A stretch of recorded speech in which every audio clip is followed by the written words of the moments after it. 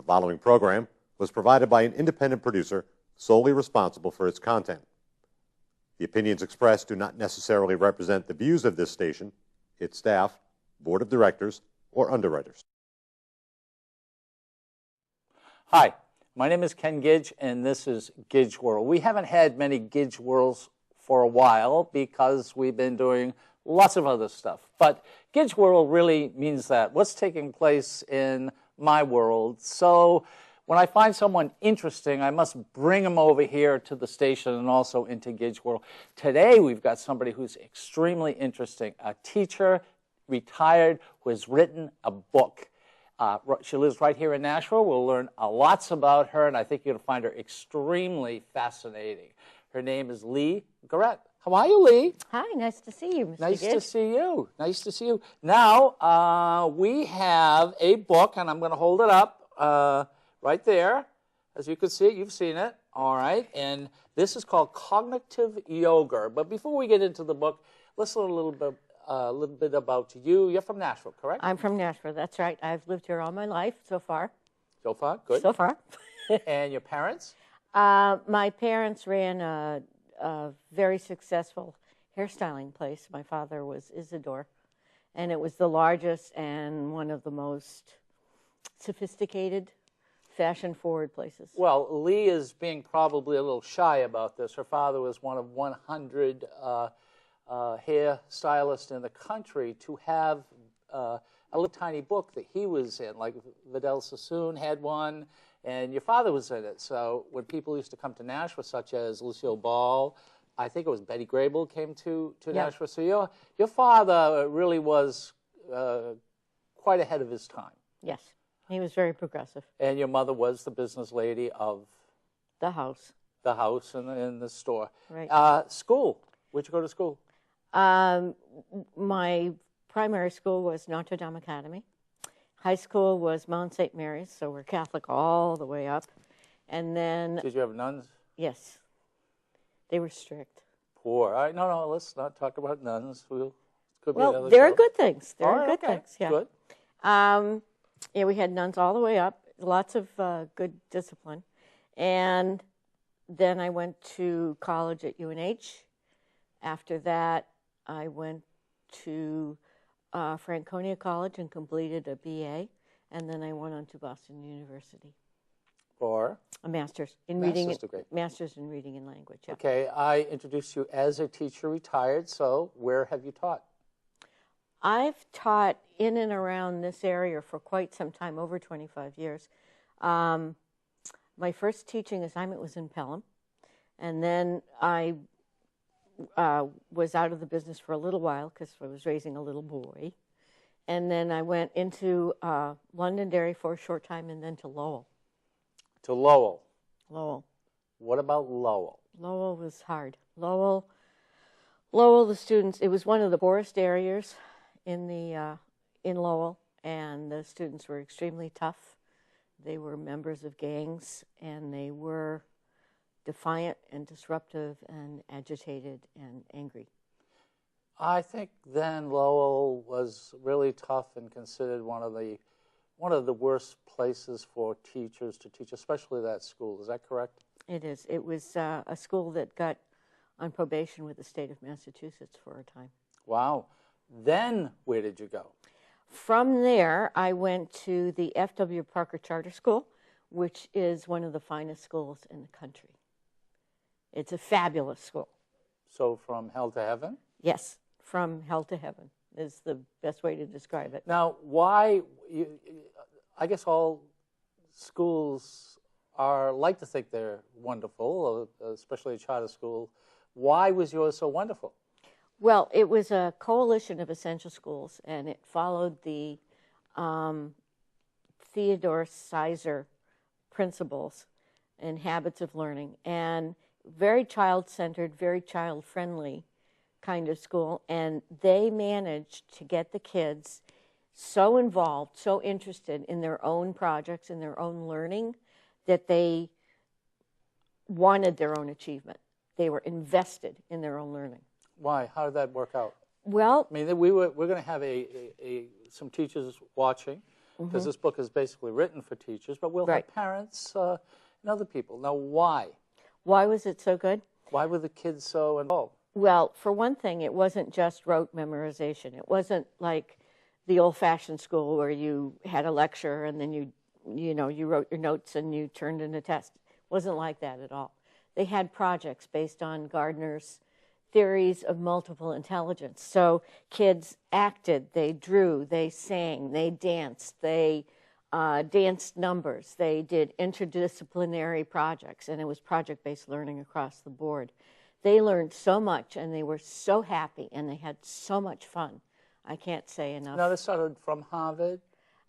Theodore Sizer was originally a professor from Harvard. He went on to become the president of Brown, and he is a leader in education. A great movement. A great movement. He's passed away now, but his wife Nancy is still alive. I have some knowledge of yourself before the show. We got to know each other. And from what I understand, a great deal of schools have gone to Yes. Parker to see how it's run. Yes, we're considered a model school, and teachers from For around here or? across the country, across the world, actually, I suspect. Teachers come from around the world they make appointments to visit the classrooms and to see what we're doing. And there's a lot of what they call student as learner, teacher as coach. So the teacher is considered the coach to the student who is owning their own process. Give me owning their own process. What do you mean by that? Okay, so I'll give you an example. A young lady was studying, the topic was prejudice. And in Japan, there's a very small group of Japanese people who are considered lower than the rest of the Japanese population. And she chose to express her interest in this population by pretending that she was a little girl that lived in a butcher shop upstairs and she did a monologue of what this little girl was thinking and that it was cold and chilly and so on and so forth. So she acted out her knowledge of that group and that situation. Instead of writing a paper, she portrayed it. Oh, I see. Instead of instead of like writing a little booklet about it, she learned everything about it. Now, was she Japanese or Chinese? No, she was totally American. So she chose to do that. She chose to do that, and that's part of the successful nature of the school is that there's a lot of choices. You invest your energy in choices that you've made, and that speaks to the heart. And I just want to connect that. This cognitive yoga is really about speaking to the heart, emotional learning. And cognitive means thinking, and yoga means unity. So it's a unity of thinking. Well, so it's interesting. If a teacher was a teacher, they would correct a paper. Mm-hmm. A coach would help the student create their product. They would give them resources. They would lead them to the best sources. They would watch them perform and say, okay, we need to adjust this a little bit. So in other words, one person could not actually fake a book report. They would have to... They'd have to actually do something, yeah. That's fascinating. There's all sorts of other things. Now, I happen to know, we were talking, as I said before, that the school asked Bill Gates for $50,000 to help the school, and Bill Gates wrote them a check for $500,000, and which meant they could expand. And they did. So that's pretty good. I mean, when you get somebody like that who's $500,000. Well, now, why I wanted people to know that you were in Lowell, and now to, from the kind of the hardest of teaching to the most fun of teaching. Right. And is that how this book came about? Well, because Parker was so cutting edge, liberal, advanced, I was allowed to use techniques based on mindfulness, which I've studied for years and years and years, in the classroom. And I could bring the exercises into the classroom, and they were accepted as part of the curriculum. Okay, mindfulness is what? Mindfulness is based on traditional Eastern philosophy. And it is the principle of it is awareness of what you're thinking and your mind-heart-body connection.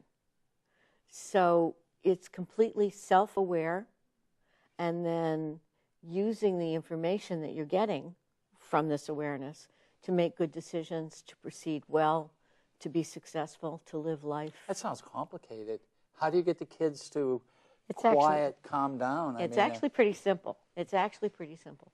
In fact, it's more simple than trying to multitask and do things like that. Getting the kids to calm down, we used to do something called the stop exercise. When they would come into the class, I'd say, all right, everybody sit up straight, take a deep breath, close your eyes if you want to. It's always an invitation. It's not supposed to be a demand. It's an invitation. Listen as far out as you can to the tiniest sound, the furthest sound. And what happens is when you are listening very intently, you can't be chattering in your mind because you have to. You can't be talking on the cell phone. You can't be talking. You can't be texting. You can't be tapping your pencil or anything else. Right. You have to listen. So I like that, an invitation to be quiet. So to quiet down, and I guess I would quiet down lots of stuff. It does. It quiets down the heart, and it quiets down the residual tension from the past activity. Oh, okay. So like they come from the hallway, everyone's a little noisy. Right. And now they know when they're coming into your class, they're going to have a moment of quiet. And they expect it. And some they expect it. They expect it, and some welcome it. You have to. The teacher has to keep their eyes open because kids will be kids, and Cheetos will fly. But if you train the kids to get used to rest, it's so nourishing that pretty soon they begin to like it, expect it, and want it. And it helps. It helps the rest of the class. You know, I had two teachers. One was Workla, okay, and one was Coburn. And they had this, they've been doing what you have been doing, but they were not invited to participate. No, you had to. They would look at you. And I'm going to kill you if you don't do what I tell you. Well, practically. And everybody got really quiet, and everybody got really, and believe me, these were people you didn't want to fool with. And we all knew that. But we're now coming into a different era with cell phones. We're coming in with all sorts of new technologies.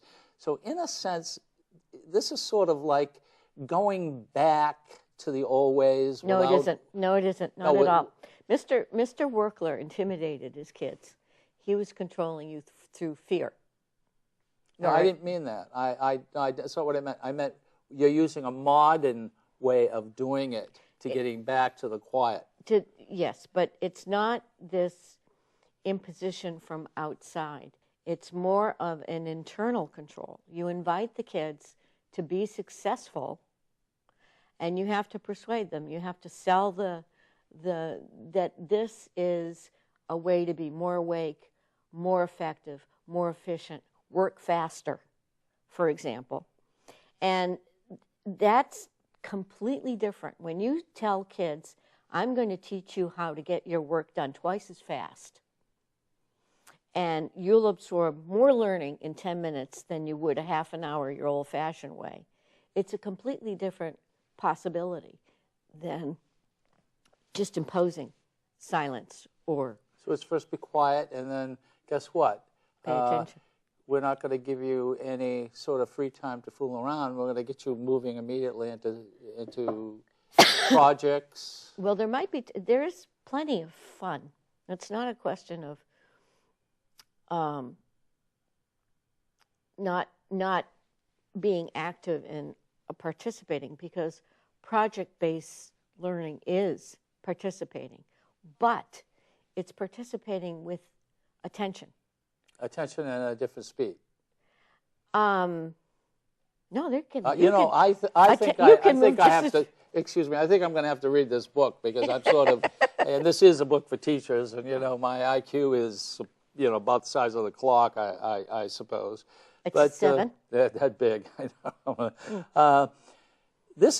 But having gone through the book and seen the book and have talked to you, this is extremely fascinating, and this is really, really cutting edge. Yes, it's absolutely cutting edge. It's across the world. It's a subset of something called social emotional learning.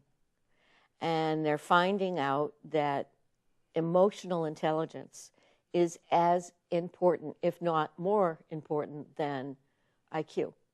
That in order to be successful, in order to get along with people, in order to be a leader, one has to understand other people and be able to work with them. So it's like you speak this to the kids. In other words, you're explaining this to the kids instead of having them learn it sort of on their own. Well, yes, it's part of this is under having the kids check in on themselves and to monitor how certain situations are going to create tension, how their minds are working, what ideas they're having, and what the effect is on their body. You're making them aware of themselves. Absolutely aware of themselves. So in other words, if one of the students are quiet, they're going to know they're quiet. If they're a little noisy, they might get a check that, hey, I'm a little above the noise level. Kids, there's a great little tool in here called the noisometer. And some kids are more aware than other kids about the classroom, and some kids like to be quieter than other kids. So you tell the kids that you're going to try this little experiment. You say, okay, we're going to put a noisometer on the board. There it is. So what does a 10 sound like, that being the loudest? And you say, okay, everybody make noise to a 10 sound. And then you say, okay, so what does a 1 sound like? And that's just about silent, right? So when we're in the classroom, we need to talk a little, but we don't need to talk a lot or loud. So what should the noise level be? 4. All right. So you put the kids in charge of this. And you say, okay, Susie, you go over and I want you to monitor the noise level today. And when you think it's getting too loud, just go up on the board and write the number that you think it is. And pretty soon, it's contagious. This kind of cooperation is contagious. And you'll start having kids, I think we're getting too loud. Okay, all right. So, you go put the number on. So in other words, now something we must explain to people. If you go to the internet in mindfulness, you'll find that there are 7 seconds or 6 seconds. In this type of book, there's only 25 of them, books of this type. So this might be 26. So you're really, really ahead of the curve. Well, there's a lot. And you're from Nashua, too. Yeah. It's ahead of the curve in terms of education. It has been part of the corporate world before. Of course, corporations tend to be a little more advanced than education, and then education follows. You mean they would have Mr. John who went to Harvard standing at the board with a chalk saying, this is, I don't know. This is your level? Yeah. I don't know. Yeah. Well, adults tend to be pretty quiet, usually, anyway. Not at my house. That's for sure. This is quite an achievement. I've gone through it. It's extremely complex. I think this is a teacher's book. But I certainly would recommend this to everyone, especially probably parents, if they could get the book. Once again, I'm going to see if I can hold it up right here. Again, if they could get the book and probably even giving it to their teachers, because parents have a great deal of influence over schools. And in fact, parents are the one who started the charter school movement because they were unhappy with the way education is going.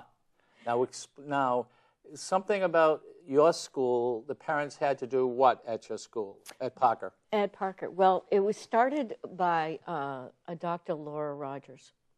And she was the parents who decided, one of the parents. She was one of the parents? One of the parents. she decided that she just wanted a better place for her kid to go to school that was more creative, more inventive, more wise in terms of child-centered learning. How it's the neuroscience of learning. When you do things, when you learn from the heart, when you learn with your whole body and your emotions and everything together, that's real learning. It sticks. It stays with you. So she was one of the people who invited Ted Sizer in, and there were several other parents who constructed this school. And the original place for the school was in a bomb shelter. A bomb shelter? It was in a bomb shelter on Fort Devens. Yep. Even an atomic bomb couldn't get rid of them.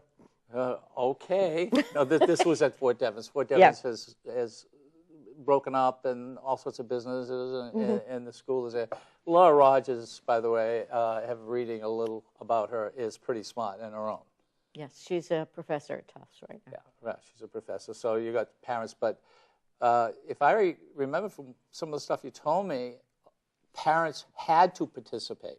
Yeah, parents were involved in the school as volunteers, and they also had to come to orientation meetings and open house and different. They had to be there. They had to be there. They had to be there, or they weren't accepted in the lottery. Oh, okay, lottery. So in other words, there were so many kids? Yes. They always had a 3-to-1 ratio of 3 people to each child who we could find a spot for. So they had a lottery. You have to get into the lottery, and so the parents really knew that this was a pretty good place. So they had to get into the lottery, which meant they had to participate.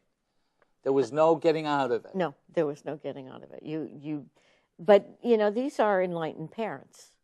They're smart parents. They're invested in their child's education. They want the best for them, so they're willing to go that extra mile. But I think the point of you saying the parents must participate. You don't have to be genius parents to want your children to have the best. No, to have the very, very best. And I think the parents is more of the parents going out there now and saying, "Hey, look, we want more out of you." And I think this is where something like your book would come in to help schools. Now, you left Parker, and you sort of got an underhanded comment recently. We won't tell the complete comment, but you got an underhanded comment that you were teaching this for the last 2 years or 3 years of your teaching career, and then you left. Now, you heard recently... No, I was teaching it for the last 10 years of my career. Okay. But up to the last 2, you got more so into it, correct? Well, each year I added another exercise or 2, and I was always, one of the most flattering things someone said to me was, I was always thinking about a way to bring this technique into the classroom, to the children, and finding ways to adapt what could be, very long and tedious exercises for the kids, for the 12-year-olds. And Parker was the place that I could do that. Well, this is factual, everything that you said, but there's something that you're not saying is that one of the teachers, I think it was Laura Rogers, who had contacted you recently and said that what you were teaching then, which they weren't so much, even though Parker was extremely, ahead of the game. She said, we'd still think you were a kook, other than the fact that this is becoming so popular. Because now they're teaching it. Yeah. And the science of it is irrefutable. It's extremely effective methods of teaching kids to concentrate and to focus their attention and to work better. So in other words, we have Lee Guerette sitting beside us who might be so far ahead of the curve to so many people that isn't that always the way when somebody comes up with something that you're a kook because it's so original? Well, I'm not the only kook in the world. There are... we know that. There's a whole bunch of them. I'm one. Some of our I've been known as one. Some of our favorite people are... Yeah, absolutely. There's a mindfulness in education group, and that's worldwide. There's the 6 Seconds group, and that's worldwide. There are many, many, many, many factions that are coming together. And one of the nicest things about these different disciplines is we're not competing with one another. We're enhancing each other's practice. And our goal overall for all of us is to teach the next generation how to love one another. You know, I think that sounds all well and good, but and it's true. And did you hear me? But yes, I did. Now, love one another. Hold on a second. How to love? How to love one another. Yeah. All right, but let's get something really straight, because you're not really being you might not want to pat yourself on the back. You're so far ahead of the curve with other teachers and where you were teaching, and Parker was an excellent school. Right. That they thought you were a kook because of how you were teaching your classes, and now they're beginning to teach the classes. So when I said earlier that this book right here, there's only 25, and this may be the 26th book, Lee, I've got to tell you, congratulations. Thank you. This is really good. I know it's good. There we go. I know it's good. But it's not because I'm good. It's because the practice is good. And this isn't stuff I made up. This is coming from years and years and years of the instruction of very fine teachers to myself, about 2,000 or 3,000 years worth of Eastern philosophy and the wisdom of the ages. But not put into philosophy. This is just really kind of things of being quiet and being still. And in the book, it explains all sorts of ways to teach the kids to pause and to quiet down. To pause, and also to be awake and aware and grateful. Because it's part of the principle, the mandate, is to connect to one another, to be aware. And when we're isolated, we're selfish. We don't realize what someone else needs. And that's like poison. Well, I want to tell you, we're grateful for having you, but we only got about a minute more. How can people get in touch with you? It's leeguerette@gmail.com. If you Google Lee Guerette, I'll pop up in the, I'm all over the internet. My phone number and address are not secrets. It's in the book. Number. It's 603-888-2355. And that's here in the That's city here of in Nashville. And it's in the book, too, as a resource. And I have a website called Cognitive Yoga. Cognitive Yoga. Yep. Okay, well, I want to thank you very much. We do appreciate it. And I hope this book sells well. And thank you. I have a feeling that thank you for being the first show to come on. I'm sure you're going to do a lot more. Thank you. Thank you. Okay, this has been Gidgeworld, and thanks. See you next time. The preceding program was provided by an independent producer solely responsible for its content.